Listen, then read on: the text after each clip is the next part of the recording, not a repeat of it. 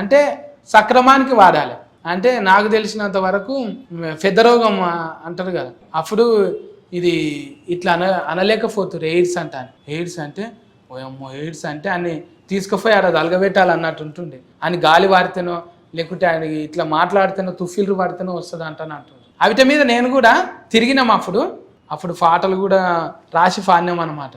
AIDS భూతం లేచింది బిడ్డ ఫారా హుషారు, రోగాల కోరల్ని సాచింది బిడ్డ లేదా కంగారు, యాది మరిసి నువ్వు ఇట్లున్నావంటే నాకెందుకంటూ ఊకున్నావంటే, రోగం వచ్చి ఫీల్చి ఫిఫ్ఫి చేసినాక ఒరిగేది ఏముంది మొత్తుకున్నా గాని, ఎయిడ్స్ భూతం లేచింది బిడ్డ ఫారా హుషారు, రోగాల కోరల్ని సాచింది బిడ్డ లేదా కంగారు.